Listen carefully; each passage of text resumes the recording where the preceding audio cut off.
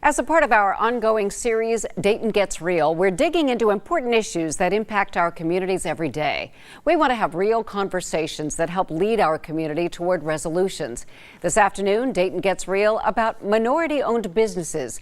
Coming up next week, the University of Dayton will be holding its grand opening for the Greater West Dayton Incubator. It's a UD-led partnership with community leaders to support business owners from underrepresented groups. News Center 7's John Bedell sat down with the director ahead of the grand opening.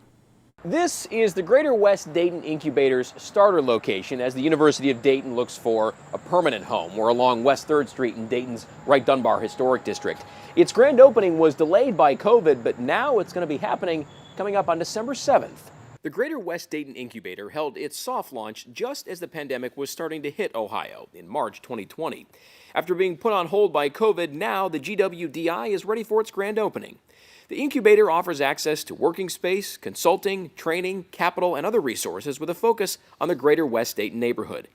The incubator also offers expertise for tech-based companies, plus local banks offer financial education, and the incubator brings in guest speakers, coaches, and mentors. The Greater West Dayton Incubator is really a place where entrepreneurs have the opportunity to grow their businesses. So our goal is to help entrepreneurs with funding, with space, and ultimately receive advice to help grow their businesses, whether they're an aspiring entrepreneur or someone who's been in the business for several years. Whitney Barkley is the GWDI's director.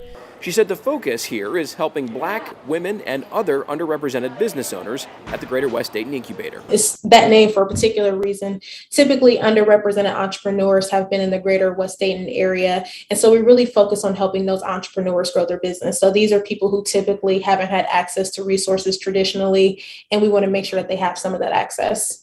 For our entire conversation with Whitney Barkley, the GWDI's director, as well as two entrepreneurs who benefited from it and who still work with the center now, be sure to catch WHIO Reports this Sunday at 11:30 right here on Channel 7. In Dayton, I'm John Bedell.